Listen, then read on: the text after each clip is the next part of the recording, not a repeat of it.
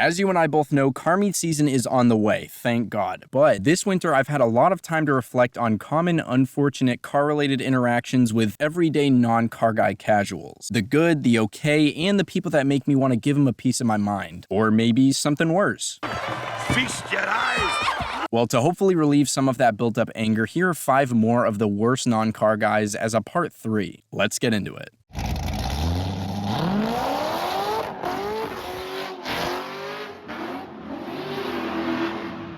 Make sure to put your best or worst car guy or non-car guy stories in the comments because I always love reading those, and let me know what videos you want to see. This is mainly just for entertainment. No, I'm not trying to act perfect, and leaving a blue thumb lad if you enjoy is always very appreciated. Now getting right into number 1, it's the people who say, oh, you like cars? Well, here's this vaguely related thing that you have to appreciate then. It's basically the equivalent to when people know you consistently lift or work out in general, and after you help them carry a few bags from their car to their house, they go, well, now you got your workout in for the day.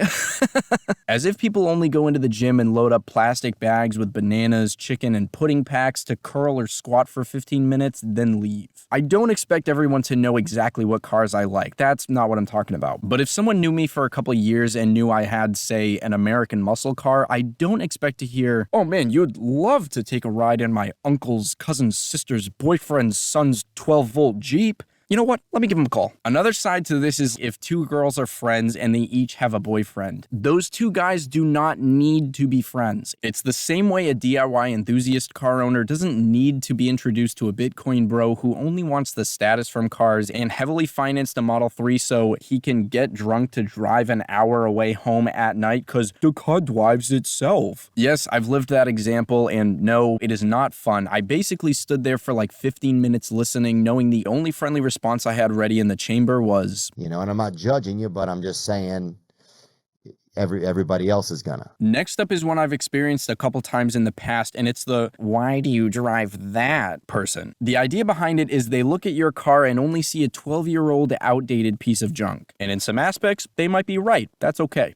But you know you've actually got an affordable, cheap to insure, cheap and easy to fix, reliable, non-paint safety, stress-inducing, no interest, no payments, easily replaceable if something major goes south vehicle for A to B driving so you can better afford a fun car that you care about or anything else that matters to you. If people want a certain nicer regular daily that they specifically like and want to experience for themselves when they're in the financial position for it, then good for them. It accomplishes what they want, and that's awesome. But when people say you need to spend more on a plain daily when that's not your car or financial goal for the status, just because you make more, or the stigma that no car older than 5 years can be reliable, that's when all I can think is, what you just said is one of the most insanely idiotic things I have ever heard. Hopefully with this being my 124th video, it's pretty obvious I'm not a cars are only for getting from A to B kind of person. However, even as a car guy, I know certain cars can purely be A to B cars. And for those, why try to convince someone to take their funds away from other goals by overrating paying too much for a regular car with updated stuff that they won't even benefit from? The best argument to me for getting, say, a 5-year-old daily instead of a 15-year-old is the safety with better crumple zones and airbags. But otherwise, I got all the same things that I would have asked for from a $30,000 car. When one of my friends got his first full-time job, he went out, put $7 grand down on a basically new, very A to B type of car costing $40,000 total. And within a year, he had muffler problems, paid however much in interest, and the Kelly Blue Book on his car had dropped down to about 20 grand.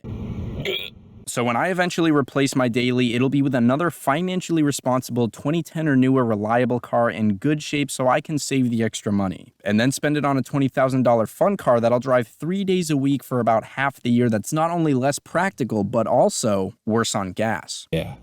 This big brain time. Number 3 is the people who decide to sell a car on Facebook themselves, but somehow have no clue at all how showing and selling a car works. And I don't mean persuading someone to buy a car and doing all the tricks. I mean taking the time to talk to the person. You'll see people put up a listing with maybe 5 pictures of their car, little to no facts about the car besides saying, runs great, good car. And instead of using the time to put things a car buyer needs to know in the description, they'll put, I won't answer a bunch of questions, come get the car if you want it. I love to talk to just one of these guys in person and try to get them to understand, buddy, if you expect someone to drive however far to you, when you're asking for $10,000 for someone to take your car, you need to be willing to tell them at least the mileage, title status, if you're the actual owner. Trust me, always explicitly confirm this ahead of time with the seller, and if the car has any problems. It's always best to put this stuff and anything else important in the listing description, but if you choose to not do that and can't take the time to answer people over text when they ask instead of wasting your time and theirs with a visit, you're better off trading the car in at a dealership or having someone else sell it for you. Expecting someone to give you any money, especially thousands of dollars for a car, without being upfront about it and letting them confirm everything they can is squirrel brain behavior. Some would even say it's nuts.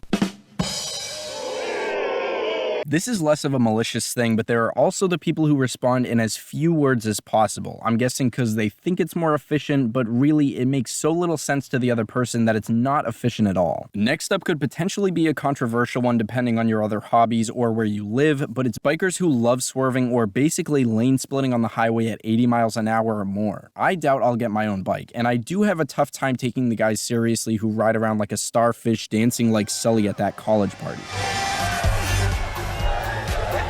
But I'm not a vicious anti-biker. When I see someone keeping safe distances and not cruising all the way down the highway at 120 miles an hour, I'll be the first one to point out they're a good driver. But I will say I'm at the point where I half expect every biker who doesn't look like a Marlboro Santa in the right lane to tailgate people and split cars even at really dumb speeds. I've heard some bikers say their mindset is if they get into an accident, they think they're done for anyway, which seems a little stupid to me, but I won't judge. But treating other cars and drivers like safety cones on an autocross course is pretty stupid, especially if you try to brag about it. This does all blend with car drivers who weave through traffic and get way too close to other people, but obviously lane splitting is easier on a bike. It just boils down to this for me. You can 100% have fun with a car or bike without driving dangerously. I've always said do stupid things in a smart way. You can do quick pulls with distant or no traffic, take windy, empty roads, or go to a track if it's realistic distance-wise for you. Now on a less intense note, back to Facebookers, we've got sellers who say the car only needs minor repairs or even needs nothing, when really it's got a pretty serious problem or multiple problems. And scammers or liars could be one thing, but I'm talking about stuff like check engine lights, a flat tire, or other use problems that anyone interested in the car is going to see as soon as they show up. This one came to me last year when I was seriously considering getting one of the staple cheap American performance cars as a type of fun weekend beater, a C5 Corvette. I found an 03 listed for $7 grand with I think 90,000 miles on it, and an old owner who had someone else list it for him and said he didn't drive it enough and it sat too much. I knew the price was low in my area, but I thought because I jumped on it, maybe I was just finding a great deal, and I stayed optimistic but did my due diligence asking questions and was ready to do my own mechanical and maybe electrical repairs. My friend and I show up while a younger guy and his dad are checking it out too, and it looks good walking up to it. But as soon as I get to the door, I see the entire interior is covered in mold. Every surface. Some people wouldn't care, and price-wise, it probably still made sense. But I knew I didn't want the headache, and unless I took everything inside apart, I'd never feel like it was fully clean, especially when I put the AC on. But after reading the posting and 2 phone calls with the owner, all he ever told me was it was in great shape and sat for a little. Not that most of the interior needed to be replaced, and everything else needed a deep, deep scrub. But that happens with other stuff too. That's why even if a seller seems super nice and trustworthy, always double check everything you can yourself when you're looking to buy a car, and bring someone with you for a second opinion if you can. Let me know your worst or best non-car guy story down in the comments and what videos you want to see. As always, thank you very much for watching. It really means a lot to me. I'll see you in the next one. Have a great day.